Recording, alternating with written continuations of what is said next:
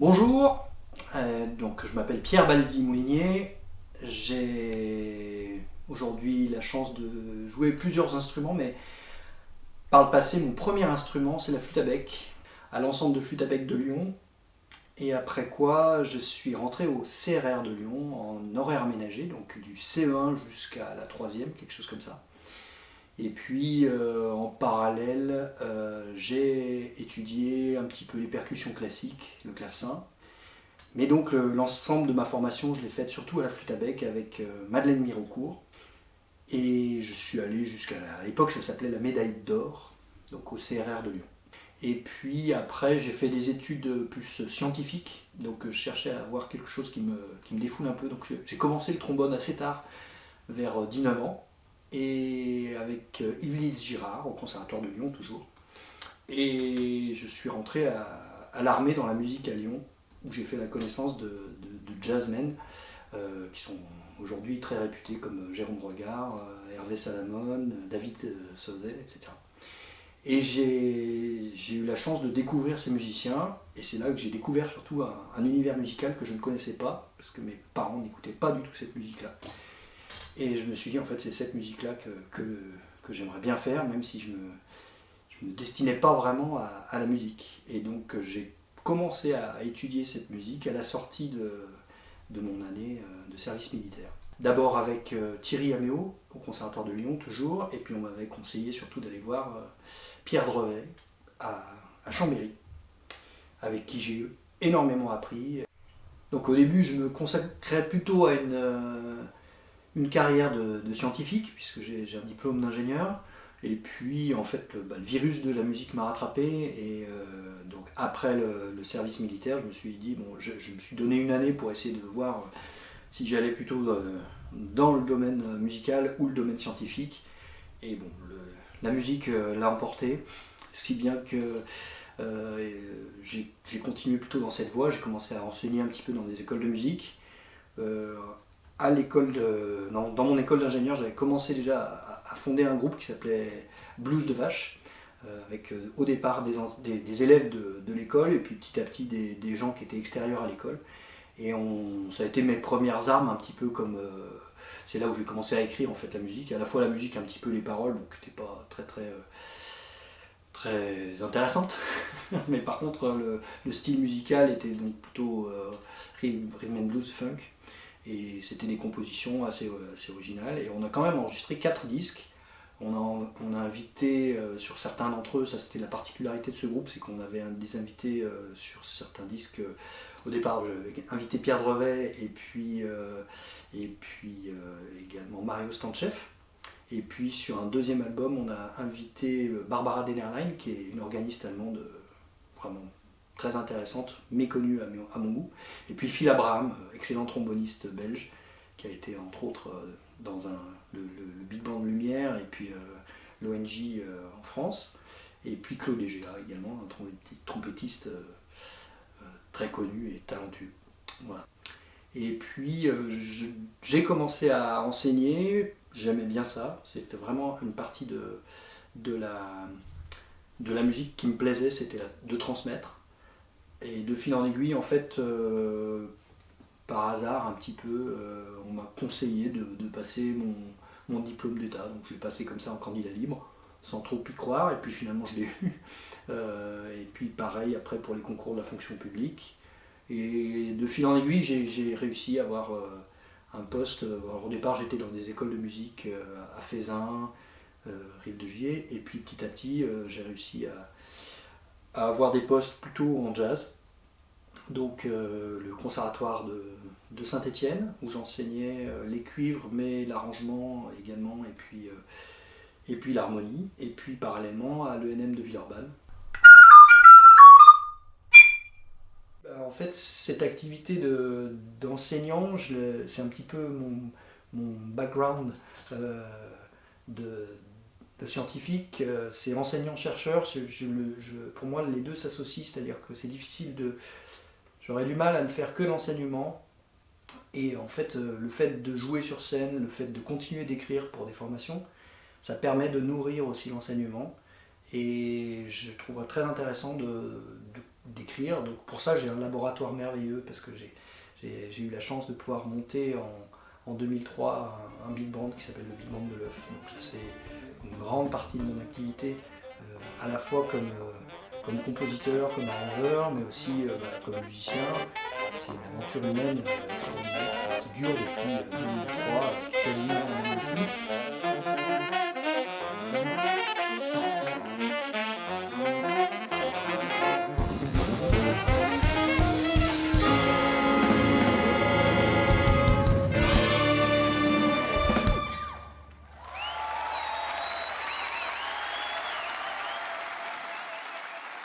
L'année dernière, on a réussi à mettre au point un projet qui allie gastronomie et musique. Ça s'appelle Petit plat pour grand ensemble.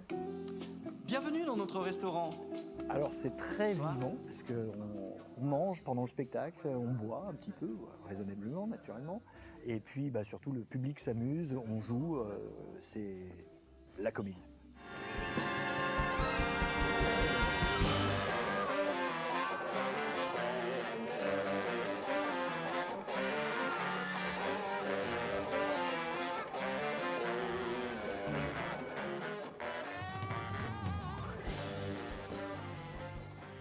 On a eu un projet très ambitieux, mais qui était vraiment passionnant aussi avec l'orchestre de Lyon.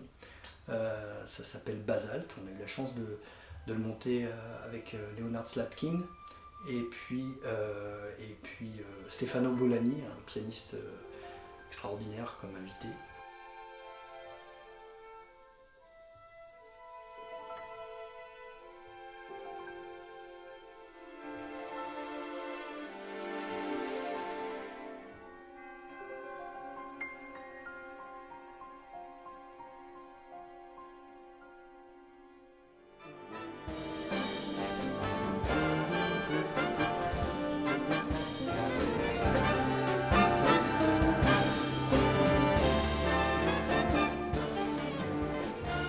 On a eu d'autres invités prestigieux aussi avec le Big Band de l'œuf. On a eu Bert Joris, qui est un trompettiste et arrangeur belge qui travaille beaucoup pour le Bruxelles Jazz Orchestra. Donc vraiment, c'était une très très belle expérience. Et on a eu également bien sûr Pierre Drevet qui est venu enregistrer sur notre deuxième album. Et en remplacement, on avait également Robinson Coury qui est venu. Alors c'était amusant parce que Robinson Coury, je lui ai donné des cours, et Pierre Brevet, j'ai pris des cours avec lui, donc il y avait une sorte j'étais à la fois avec mon prof et puis avec mon élève sur un projet que j'avais écrit, donc c'était assez amusant. Donc avec le Big Band de l'œuf, on a enregistré 3 albums. Alors dans une esthétique tout autre, j'ai créé aussi il y a quelques années un trio qui s'appelle Amphitrio. Là, on est, comme son nom l'indique, on est trois polyinstrumentistes. L'intérêt est de pouvoir varier les timbres, et pour moi, pareil, de pouvoir, par l'écriture, rechercher des choses un petit peu différentes. Donc c'est avec des musiciens merveilleux comme Nicolas Frache, qui fait à la fois basse et guitare, et puis Sylvain Félix, qui fait tous les sax, et puis clarinette basse. Et moi, pour l'occasion, je m'essaye un peu à tous les cuivres, trompette, trombone, tuba, et puis bugle, et puis un peu la flûte à bec, quand même mon premier instrument. Je suis aussi également depuis très nombreuses années maintenant, d'à peu près bientôt 20 ans, un quartet qui s'appelle Novo Quartet, auquel je tiens beaucoup parce que c'est à la fois une aventure humaine vraiment formidable. Je suis avec des musiciens de très grand talent, puisque c'est à l'initiative de Pascal Berne, qui est un très grand compositeur pour moi, et qui fait contrebasse et basse, enfin essentiellement contrebasse quand même, avec Yves Gerbelot qui joue sax, baryton et sopranino surtout, et puis Michel Mandel qui fait toutes les clarinettes. Donc c'est un instrumentarium un peu particulier, parce qu'il n'y a pas d'instrument harmonique, et donc la position de chacun est intéressante, justement à la fois par le mélange des timbres, et puis dans l'écriture, parce qu'on a chacun une place particulière.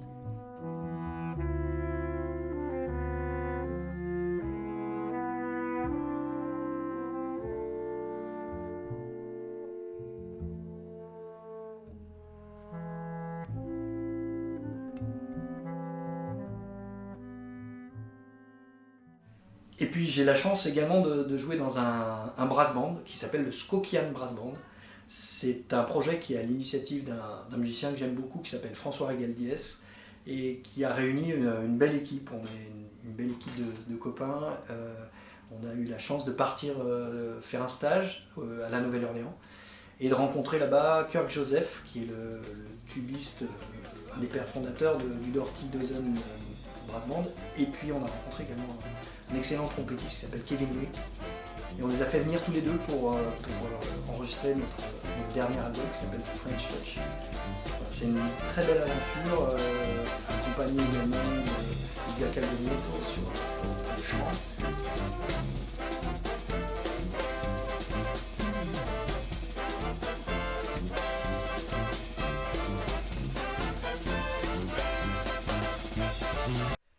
Et j'ai la chance aussi de faire partie d'un projet qui s'appelle de Trinkle Jazz Ensemble, qui est un projet monté par Pierre Fargeton, qui a fait une thèse sur André Oder, un musicien qui était un petit peu méconnu, enfin qui était surtout connu en tant que critique de jazz, mais qui a vraiment développé des techniques d'arrangement particulières et qui sont vraiment très intéressantes. Et Pierre a reproduit un petit peu ces techniques d'arrangement à la fois sur plusieurs types de répertoires. Donc un premier répertoire autour de Monk, là on était en sextet, et puis un répertoire autour de Cole Porter, et là on est un petit peu plus nombreux. Donc et il y a à la fois une chanteuse, on est 5 soufflants, et puis un petit trio rythmique, guitare, basse, batterie. Donc c'est une très belle équipe également. Donc je suis très très très heureux de faire partie de cette équipe.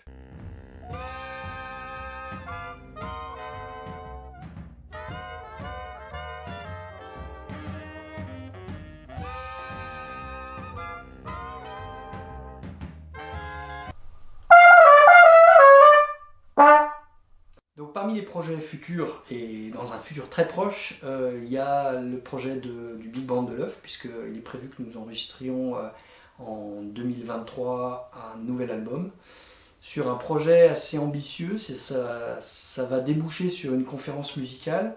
C'est en lien avec un spécialiste de l'astronomie. Et donc l'idée étant de vulgariser un petit peu l'astronomie et de le mettre en lien avec la musique.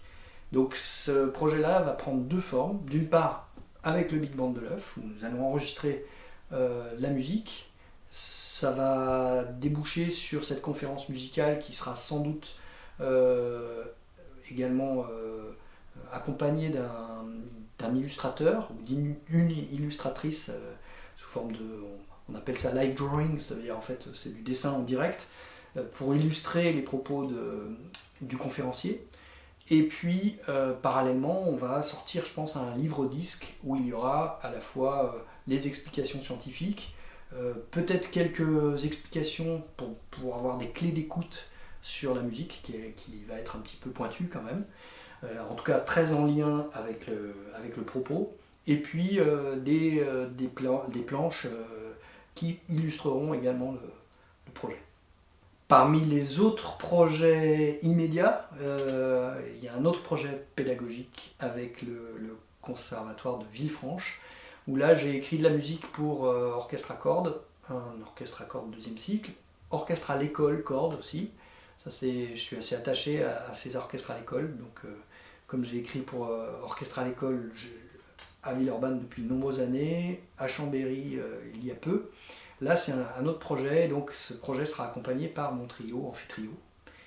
Et dans la même soirée, en deuxième partie, il y aura deux big bands sur scène, parce que j'ai écrit donc pour le big band du conservatoire de Villefranche, plus le big band de l'œuf. Voilà. Et pour terminer la soirée, il y aura tous les ensembles, à la fois cordes, les deux big bands, tout le monde réuni pour une pièce commune. Voilà. Donc ça c'est les projets vraiment immédiat. Bon, j'ai plein d'autres idées pour notamment Amphitrio pour après, mais j'en parlerai plus tard. Essentiellement, je joue quand même du trombone.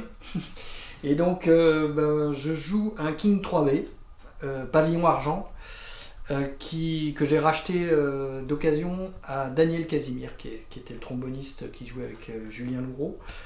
Je rejoue avec, en fait, pendant 8-9 ans, j'avais trouvé vraiment la perle du trombone, pour moi. Hein. C'était un Shires Michael Davis, pardon. Et j'associais ça aussi avec cette embouchure-là, qui est une Monette TS, alors je sais jamais, TS11. Voilà. Parallèlement, je joue, j'ai appris la trompette un peu tout seul. J'ai commencé la trompette il y a, voilà, maintenant ça fait presque 10 ans quand même, pas tout à fait, un peu moins de 10 ans. Et je joue une trompette d'étude toute simple. Après avoir joué une trompette vraiment bas de gamme pendant des années, là je joue la trompette de ma fille. c'est une trompette Yamaha d'étude, mais qui marche très bien, voilà. Et puis la petite 3C qui passe à peu près partout pour l'embouchure. Et puis pareil, je me suis fait cambrioler, donc on m'a aussi pris mon bugle. Mais j'ai retrouvé ce bugle Courtois, qui est quand même, je pense, un bugle qui doit dater des années 60-70. J'aime beaucoup la couleur qui est donnée, puis j'ai fait installer chez JS Music, je ne sais pas si vous connaissez. C'est un très bon magasin, avec un très bel atelier, et donc on a installé, parce que ça n'était pas au départ, on a installé quand même le trigger, et ça c'est quand même très pratique, parce qu'autrement... je suis pas assez bon pour faire bien sonner juste toutes les notes. Donc c'est pareil, j'ai appris un peu tout seul, mais c'est vraiment un instrument sur lequel je suis très à l'aise. J'adore cette sonorité du bugle. Voilà, et puis je joue également... alors, ce n'est pas un euphonium, c'est un saxhorn. Saxhorn Courtois, très ancien celui-là, je pense que... Enfin, très ancien. Je pense qu'il doit dater des années 50, quelque chose comme ça. Alors il fait un peu de bruit parce que je suis pas très soigneux avec les instruments, donc ça fait à peu près autant de bruit il y a autant de son qui sort par pavillon que par les pistons, mais ça fait partie du son de l'instrument. Donc voilà. Et puis je suis flûtiste aussi, alors j'en joue de moins en moins de la flûte, mais j'ai quand même réacheté avant j'avais une Moog. J'ai joué aussi pendant des années, alors quand j'étais vraiment flûtiste, j'avais aussi des flûtes de facteur. Là, maintenant je joue plus là-dessus. Là c'est une Mollenhauer d'étude, toute simple. Fut un temps, j'avais monté un sextet de jazz qui s'appelait Swing Gun, avec des très bons copains, avec Christophe Métra, avec Ludo Murat, avec Ben Guyot. Et dans ce sextet, je jouais et puis je chantais aussi. Mais par contre, j'étais quand même pas très à l'aise au chant, j'étais pas très bon chanteur non plus. Et donc, dans le sextet, il y avait au piano Philippe Coury, et il est marié avec Frédéric Brun, qui est chanteuse.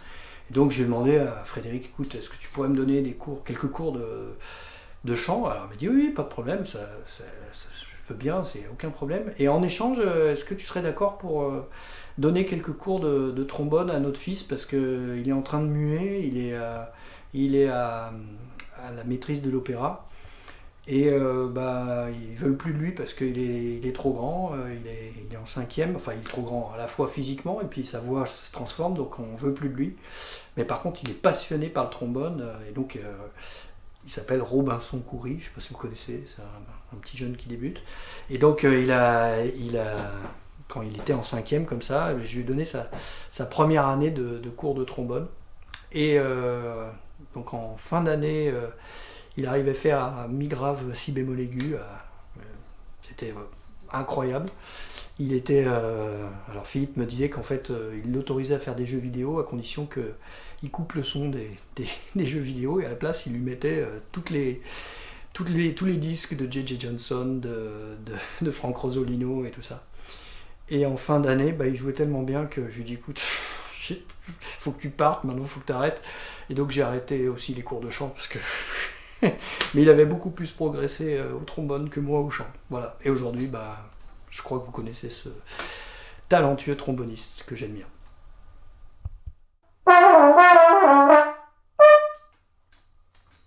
Alors un petit conseil.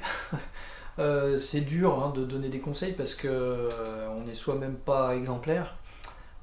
Pour autant, quelque chose qui moi me touche et pour lequel je suis très sensible, c'est au-delà des conseils techniques. Là, vous trouverez sûrement des personnes beaucoup plus qualifiées que moi pour en donner, donc je ne vais pas en donner.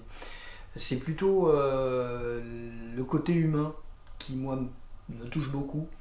Je trouve qu'on a trop tendance dans nos conservatoires et dans nos écoles de musique à axer sur beaucoup de choses sur le savoir et malheureusement pas assez sur le savoir-être. Et donc la première des choses que je conseille, c'est d'être toujours ouvert le maximum à toutes les esthétiques, sans a priori, et surtout à tous les musiciens qui sont autour de vous, sans a priori. Et d'être le plus possible vous-même, de ne pas tricher en fait. Voilà, ça serait mon petit conseil. Mais franchement, je suis pas très bien placé pour donner des conseils, donc je vais m'arrêter là.